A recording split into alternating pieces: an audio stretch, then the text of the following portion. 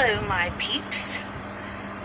I wanted to start my first discussion. Um, this is about death, so if you have any issues with that, I wouldn't watch it. It's nothing too scary or anything. When I was about 12 years old, I lost a guy in our school, and he fell off some rocks trying to help his cousins who had fallen, and he passed away. I went to his funeral. I was traumatized because it had an open casket, but I never questioned that he was dead or not.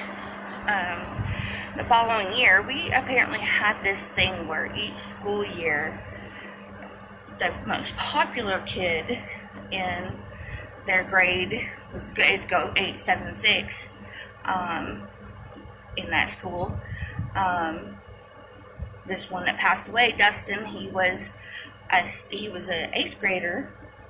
The next year, I was in 7th grade, and I had several close friends, but there was one that I just kind of bonded with a little bit better. His name was Daniel, and we were starting to kind of talk, and we were getting ready to start dating.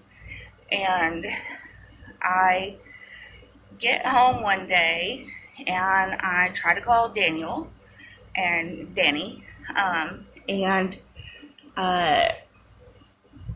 nobody picked up, which was weird because I knew that Danny and his sister were usually home that day. Now, I called his cousin, Melanie, to see what was going on because I hadn't been able to get a hold of him. And she said, he's dead. But it sounded like she was laughing, so I was like, quit joking, where's he at? And she's like, I'm not joking, and all that stuff. And I'm like, it sounds just like she's crying. And she keeps trying to tell me, and I think she sounded like she's laughing. I kept trying to, tell her, stop playing around, just tell me. And finally her mom gets on the phone and is like, Daniel is dead.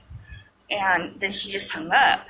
And which I can understand, it was really hard to say, with a cousin and stuff like that. I was broken up. I was completely broken up. We were, of course, given a chance to go to the funeral, but because of the past funeral I went to, I couldn't face another one. So he had passed away trying to pull a prank on his sister by hanging himself in the closet, and he accidentally kicked out the stand from under him. So he died very quickly. Didn't go to his funeral, like I said, but I was told they played Every Step You Take at his funeral. And that kind of began this thing of where that song would calm me because I would think about him every time. The years progress, and I start doing some things that are kind of dangerous. Drinking and then driving and stuff like that. I was out almost every weekend, and I started to notice that, when I would be scared driving, but really couldn't afford a hotel or anything else, and I should have been planning, but the song Every Step You Take started coming on. Well, that phase of my life ended, and I chose to be, a mother and, a wife. And even though I had already been one for, a year, but I wanted to change that, so I changed it. But things still kind of got tough for us at times, and even now, if something bad is going on, that song will come on. If something bad is going to happen, the song will come on. It usually kind of tells me, in which people hadn't really seen that, but or understood it. My husband finally witnessed it, and it was great because I had somebody who believed in me and understood it. And he's so great. He still fully believes it. He started coming around to spirits when he met me. He's never into that stuff. We watched Ghost Hunters, and he, wanted to go to haunted buildings and stuff. My daughter's the same way, and, I found it cool at one point, but I've been kind of scared of death lately. Um, but, yeah, that was proof to me that there is an afterlife and that they still watch over you. Um, about 2 weeks ago, we moved to Florida about 3 years ago, and we stayed with my husband's friend, John. And, John and Jason didn't really see each other much. John and Kaylee usually fought, and me and John were usually okay. If I was not feeling, happy, or I just wanted to talk to somebody, I knew I could go and talk to him, and that he would listen. And he would really listen. And, he asked my opinions on things. I asked his opinion on things. There were some gross things about him, which made it really, really hard for me to love him. But I did love him. I love a lot of people. And, because you make a few mistakes doesn't make you the worst person in the world. You're human. You're going to make mistakes. Well, I and my husband took him off of our Facebooks because there was drama starting, and we do not like drama at all. And it was just a thing of, like, I said our house, and his mom and girlfriend got mad because it was his house and they felt that we were taking his house over, when in fact we were fixing his house. I mean, there was roaches, so we had an exterminator out. My husband pulled out all the carpet, fixed the bathrooms, and had done all kinds of stuff. And I don't guess they realized that we had really done all of that, and that we were still in the process, but the house was definitely, 1,000% better than what it was. And he was happy. But yeah, we talked to him. Finally, we decided to move out because I just couldn't stand the house smelled. We were used to having parties, and we would try our best to get rid of the smell because his dog could go into the bathroom everywhere, but it just wasn't happening. And we had some parties there, so we moved out. And I'm when I say parties, I mean parties for the kids. We have a couple adults for Halloween or something, but the parties was for the teenagers, the 16, 17, and 18-year-olds. And, so we moved out and everything, and it was a lot better. But John had spent a lot of money on his girlfriend and started not having the payment for the house. And so he had to move in with us, and we made him keep his dog outside because his dog liked to go to the bathroom on the inside. So we let him stay on our couch. I honestly cannot say for how long, but it frustrated me because he just laid on the couch all day. He had incontinence, and he wasn't putting the pads under him properly, so the couch was getting peed on, essentially. He didn't do anything around the house, and he had lost his job. So he was literally just laying in the living room doing nothing all day, all night. And that got to be frustrating to me because I am used to men, getting up and working, and I can barely get my husband to sit down. And so, yeah, but that was, our relationship. He left, told me he had to leave. And he went, I guess, go live with his cousins or something, and he became a truck driver. Well, so he started to get his life straightened up, so he asked us to be Facebook's friends. And I declined it because, I try to do anything I can now to stay out of drama or the spotlight or anything like that. So I had just declined it about a month ago. And then on Monday, 2 weeks ago, my husband's he did accept the Facebook, looking at his Facebook, and people were saying rest in peace and stuff. And I'm like, what the heck? So, we called everybody we could call, and we found out that he had actually passed out and in his hotel, and he died, which really sucked because he was literally like 10 minutes down the road. If, it would have been nice to see him if he would have said something, but I don't know what it would have changed. I kind of wonder if like we had him over for dinner or something, if he would have passed on there, or if, he'd been able to beat it out. And, I felt really bad because, I wasn't the nicest to him in, a year now. And, I didn't say mean things to him. I just, I didn't accept his friendship. I didn't talk to him on the phone and stuff like that. It wasn't, I don't know if he thought about it or not. But I had noticed the day that he had passed on that I had whale stuff popping up on my YouTube, and that was not something I usually watch. And I don't mind seeing it and everything. That's cute, but I have other things I look for, conspiracy theories, because I'm a conspiracy theorist. And so I was clicking on the whale things. It was like it's really cool and stuff because they're showing these whales and everything. And I get to thinking about it like 2 days later. I'm like, well, that's weird because the day that he passed on, I started having whale stuff popping up on my thing, on my YouTube. And I was like, that's really weird. I just don't watch that kind of stuff that often. And so I was like, well, maybe it was John saying, hey, I'm okay. And then my daughter got a hold of somebody at at SeaWorld, which was where John loved to frequent on every day off. And, they said that they were going to try to do a tribute to him. I don't know what else is going on. We talked to his mom, or I talked to his mom, and she said she didn't want the ashes, and, her other son wouldn't want them, so we could take them. So I still don't know what's going on with that.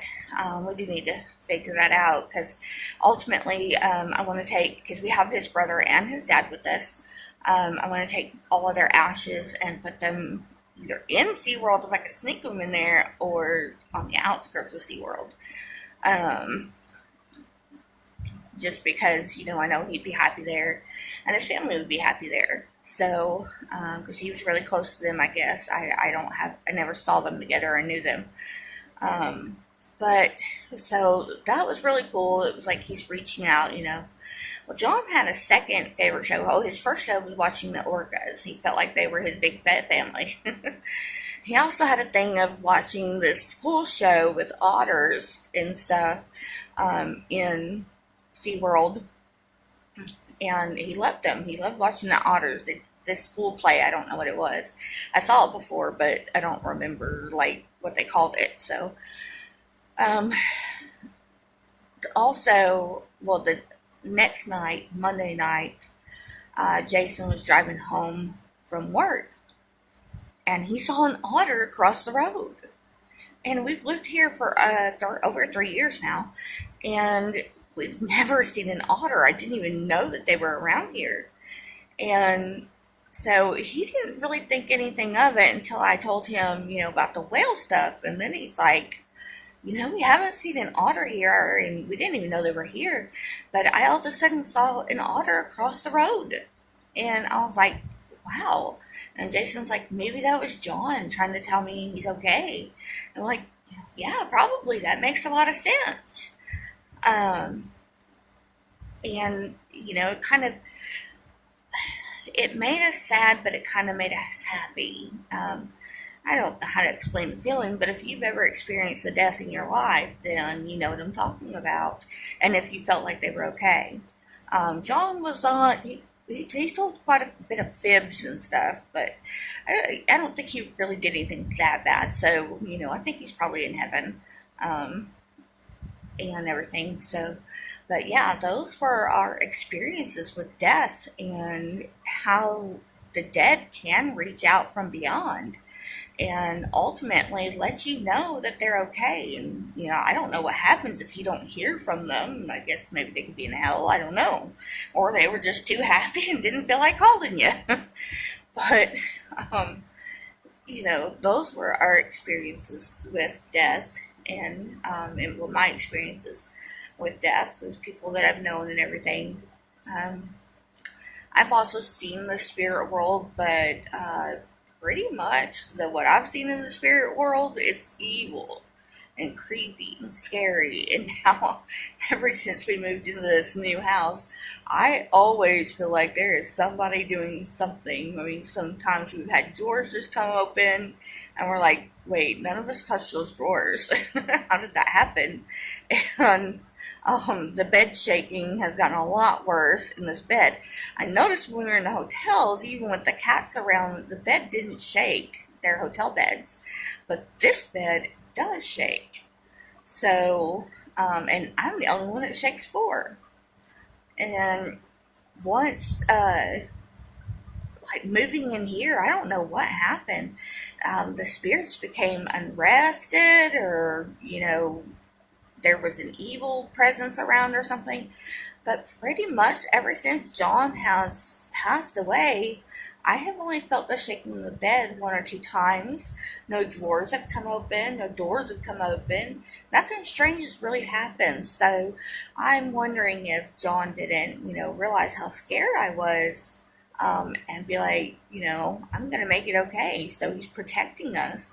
I was seeing shadows. I was scared to death of what could be behind me. I was just really, really scared ever since moving into this house. And so I think now that John is, he's reached out and he's like, hey, you're not going to bug my sister there, and stuff, because it stopped. Even the one that I didn't feel was an evil presence, but more just obnoxious, that hasn't happened in a while either. So yeah, it's kind of cool for me. I'm starting to kind of get back into where I might enjoy some scary movies, because I haven't been able to watch any for a little while, because I've been too scared, which sucks because usually I love to do stuff for Halloween and watch movies and everything, but I couldn't really watch a lot of them. So, a lot of my favorite ones. Um, but yeah, that is my experience with death. I do have one more story of death that was extremely scary to me. Now, my family often, when I was very little, did not stay in houses for too long because my stepfather worked on an oil rig. Well, we were staying in a hotel in Santa Ana, and it had a pool and everything. I liked it kind of, but I had to share the floor with my siblings. I often had a very hard time going to sleep, as I still do. But I was awake. I wasn't able to get to sleep. Everybody else was sawing logs, um, and all of a sudden, I'm looking over at my mom on the bed. She's on the side that we were on, and I see this just weird spirit looking thing with these dark, scary eyes rising up out of my mother. And it floated over her and down towards me, but not to me. And it started to go below the ground. And then my stepfather, I guess, rolls over and hits my mom in the chest. So she came back to life.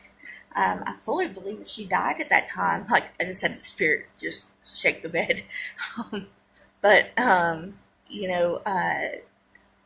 it was pure evil. It was really pure evil, and I had a very abusive childhood. And I knew the things that she did and stuff. So I fully believed she was going to hell. It still took her many years after that. She was drinking, making all kinds of mistakes. Now she is completely sober. She's been sober for 17 years, and she's married. I don't know about happily, but she's married. She's got a gamer husband, so she's not a gamer. Um, but she's definitely changed, and I did tell her about the incident, and she was actually fully aware that she was going to hell. So, yeah, that was a really scary moment. It took a long time for me to get over that. There was a period of time where the family, thought my mom was dead, and I was scared of my mom. I mean, I love talking to her and everything, but I was also scared of her. So, like one time when I was pregnant, apparently they gave me too many barbiturates with the heartburn medicine and stuff because my daughter was extremely hairy. Um, and I started freaking out. I had been reading horror books. Both me and my husband were, and we are living out in the trailer in the country. And there's a tweaker next door, and then there's the office guy across the street. Well, I kept feeling like my mom was gonna kill me, and that it was her spirit because to us she was dead. Nobody had heard from her. And I would have to run over to the guy's house across the street because I would get scared. And finally, it all hit a point where I felt like my mom was coming at me with a knife.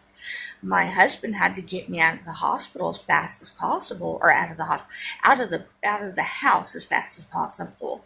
And as we're driving, because he's going to put me in the loony bin because I was obviously loony.